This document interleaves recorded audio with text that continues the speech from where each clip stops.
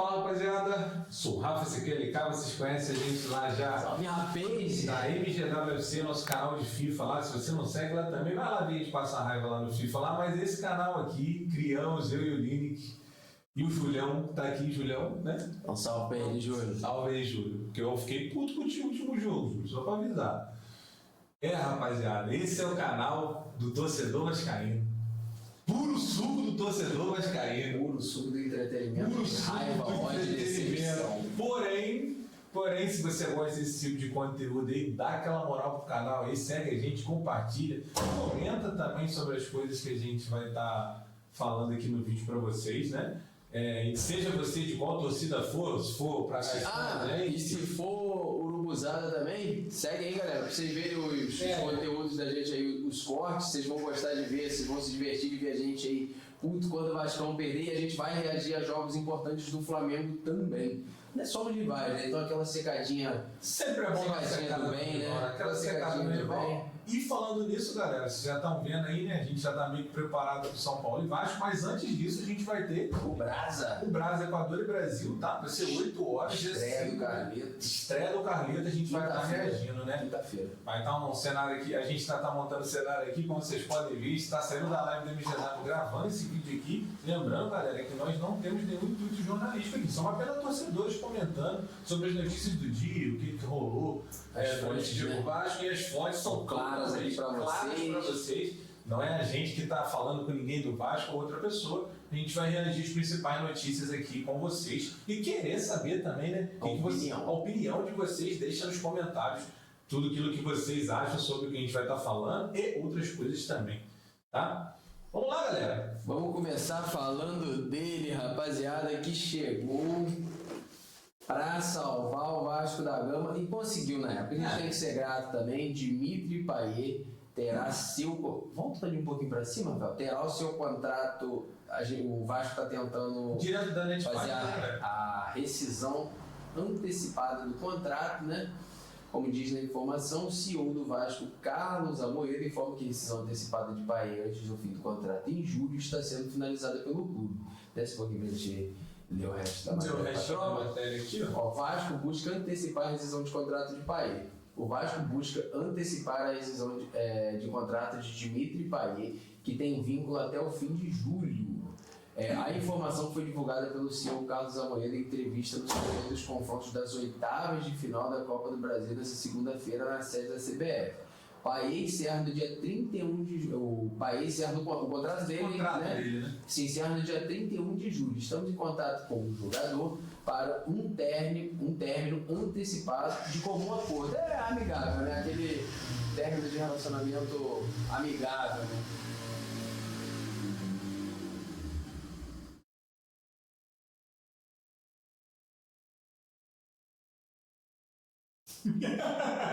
Vamos continuar. Vamos voltar. Isso aqui não corta não. Vou deixar isso aqui é pra vocês verem, galera. Sempre quando a gente quer fazer qualquer coisa relacionada ao Vasco, aqui a câmera já bugou, a gente já teve que colocar. Quando tem carro acelerando aqui em frente de casa, uma paz de coisa, rapaziada. E tipo assim, só falar de Vasco. Pra galera que acompanha as lives da gente lá, uma vez a gente estava em live, a gente foi trocar ideia com outro vascaíno, botamos o hino do Vasco, a live caiu. É triste demais.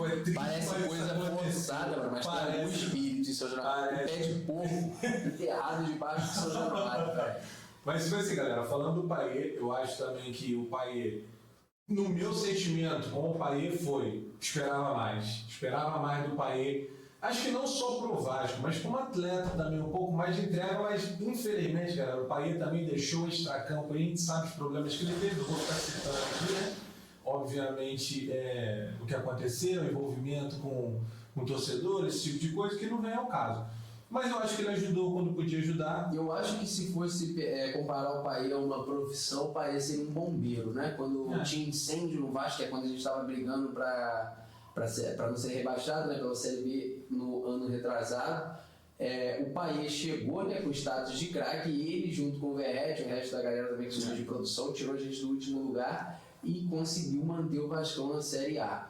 E por isso a gente tem que ser grato, né, a ele, ao Verratti, mas como o contrato dele está se encerrando, eu acho que se encerrar nesse momento seria um pouco melhor, que a gente economiza aí um pouco do dinheiro focar em do uma trabalho. contratação também.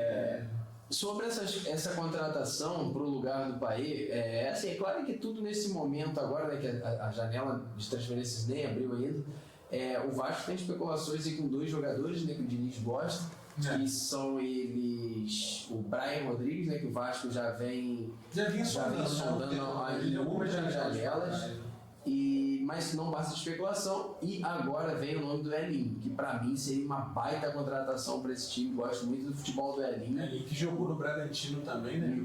Ele é querido de São Paulo, se eu não me engano. Bom jogador, tá? Bom jogador. Ele é bom jogador, eu gosto. Eu acho que ele leva bastante o nível, trocar o Payet pelo Elinho hoje. Claro que, pô, se comparar a carreira, o Payet é muito melhor. Mas eu acho que hoje, o que pode entregar hoje, até pelo vigor físico, o Elinho pode entregar muito mais do que o Payet. Caso o Vasco contrate, né? Que é uma contratação difícil também. O problema também que o Vasco sofre nas janelas é que os jogadores que o Vasco quer sempre são atravessados por outros clubes. E querendo ou não, a gente não vive um momento onde o jogador anseie jogar no Vasco, né? A gente tem que ser realista. No Vasco acontecem coisas que até Deus me livre, velho. Na moral. Bora, galera. Realista aqui. Vamos passar para o próximo tópico, que é um tópico importante também, que é a Sul-Americana. Mostrar para vocês aqui primeiro os duelos dos playoffs. Embaixo acho que já tá, Rafael. O duelo dos playoffs. Agora a gente vai ter Alianza Lima e Grêmio, com leve favoritismo pro Grêmio. San Antônio, Bulu e Once Caldas, né, Rafael? Levemente favorito. O Galo é favorito contra o Bucaramanga. Eu acredito que passe. Bolívar, acredito que o Galo passe. Bolívar e Palestina é um confronto bem duro. Bahia e América de Cali é um confronto até razoavelmente duro, mas Bahia é favorito, deve passar, e aqui quem passar enfrenta o Fluminense, tá? Já vai ter jogão na próxima fase, do mesmo nas lado. oitavas, né? Independente Del Valle e Vasco, o Vasco pegou um dos piores adversários para se pegar. Falando um pouquinho do Del Valle, o Del Valle é um time que cai da Libertadores, é um time que já está acostumado com as competições internacionais nos últimos anos.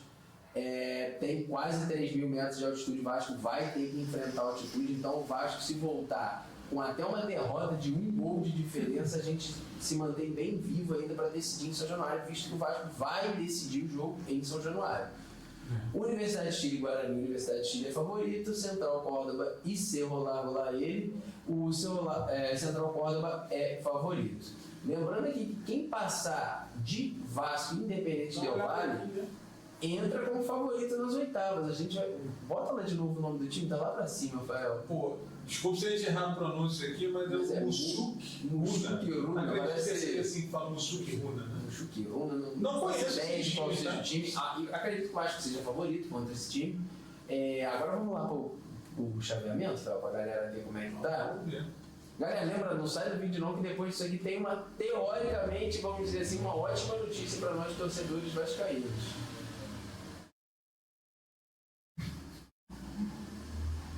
Isso aí, galera, para vocês verem, isso aqui não estava acontecendo enquanto estávamos na live da MGW. Tá começando o Vasco, acelerando aqui de baixo, terceiro carro, acho que morreu aqui, o cara não consegue dar partida no carro. Mas tudo bem, voltamos aqui. Vasco. A gente não vai cortar para vocês verem como é falar de Vasco da Gama. Aí voltando aqui. Só falar, parece que a gente tá... Ele sabe que a gente está gravando, certeza. Voltando a falar aqui do Vasco, galera, o Vasco passando, pega esse time que a gente falou agora, que é um time bem mais ou menos, né? Se o Once Caldas passar, vai enfrentar o Huracan, que provavelmente pode ser um possível adversário do Vasco na próxima fase. A tabela do Vasco não é tão fácil, mas também não é tão difícil. A gente só pegaria um adversário de peso mesmo nas semifinais se o Galo chegar até lá, né? Caso não, a gente pegaria times mais acessíveis. Lembrando que pro Vasco todo adversário é difícil, tá? E ali no playoff D, times que já até ganharam dos Urubus, que é o Palestino e o Bolívar, né? Que já venceram o Flamengo também. Sim. Em termos de elenco, a gente sabe que é diferente. Analisando bem o outro lado da chave, tá mais difícil. Eu também acho que o Independente, com o Grêmio, com o Lanús. Bahia e Fluminense podem se enfrentar logo de cara. Eu também acho que o lado de lá é mais complicado do que o lado do Vasco. Acho que o Vasco tem um caminho um pouco mais fácil, né, teoricamente. Claro, se passar do Del Valle, que é um adversário duro. Que é um adversário duro. O Vasco tem caminho um pouco mais fácil, teorizando aqui, tá, galera? Exatamente. Agora vamos para as oitavas de final da Copa do Brasil. O sorteio saiu hoje e aqui tá a ótima notícia pra gente, né, galera? Teoricamente a gente pegou o segundo melhor time que a gente podia pegar no sorteio. Analisando os confrontos, galera, a gente vai falando quem é favorito, né, Rafael? Entre Atlético e São Paulo é um grande confronto, mas o São Paulo não é favorito. Eu acho que o São Paulo é favorito e deve vencer o jogo e eu acredito que vai avançar. Esse aí é o cravo. O próximo confronto já é a final da última Copa do Brasil, Atlético Mineiro e Flamengo, decidindo no Mineirão. Lembrando aqui, galera, ó, que vocês podem ver ali, que entre parênteses ali em cima tá o time à esquerda faz o segundo jogo em casa. Então todo mundo que tá primeiro vai decidir em casa, tá bom, galera? Atlético Mineiro e Flamengo, jogaço, não dá pra cravar quem vai passar. Flamengo levemente favorito, mas vamos torcer pro Galo. E o Galo decide em casa, ele consegue decidir em casa. Se o Flamengo não fizer um bom resultado no Maracanã, pode dificultar um pouco pro jogo de volta. Sobre Retrô e Bahia, que o Bahia é franco favorito, lembrando que não pode deixar o jogo para os pênaltis, não pode de jeito nenhum. Todos batem no só ângulo. mais de um ano o time do Retrô, tá maluco. Agora, Fluminense Internacional, um ótimo confronto, totalmente equilibrado. Fluminense no momento um pouquinho melhor que o Internacional. Elencos assim, bem parelhos, mas eu acredito no Inter. Eu acho que lá na frente o Inter passa nesse confronto. CRB e Cruzeiro foram os favoritos. É o Cruzeiro. Esse jogo é outro que eu acho que vai passar facilidade. Vasco e CSA. Vasco decidindo em São Januário. Vasco é favorito no confronto. A gente tem tudo para avançar para as quartas de final, galera. A gente não vai cortar o vídeo da tropa, a gente vai deixar porque isso só acontece no momento que a gente está gravando. Tá tem coisas que acontecem que vocês não vão entender, galera. Se vocês quem assiste a live da MGW, deixa aí nos comentários as coisas que já aconteceram quando a gente vai falar de VAR, mas a gente não desiste.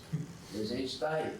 Agora o Clássico Paulista aqui também, um jogaço, Palmeiras e Corinthians, um confronto duríssimo. Acredito que o Palmeiras é levemente favorito, mas é clássico, né, tropa? Então não vai me surpreender se o Corinthians, né? Se o Corinthians passar também. Bragantino e Botafogo, né? O último jogo, né? Encerrando esse mata-mata. Aqui o Botafogo é levemente favorito. O Bragantino que vem jogando muita bola, mas o Botafogo é favorito.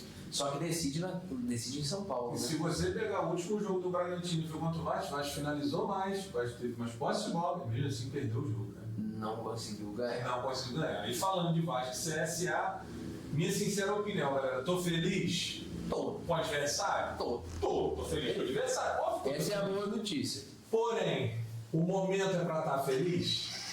Não é pra estar mas a gente poderia pegar vários times ali. Aí vem a contrapartida. Olha os confrontos que se encaminharam. Atlético Flamengo, São Paulo, Atlético Paranaense, Fluminense Internacional, dos grandes Série A do brasileiro, escapamos de todos nesse momento. Pegamos ali o segundo adversário mais fraco, cara. Teoricamente. Claro que o CSA, máximo respeito a ele no Grêmio, mas, poxa, o Vasco, né?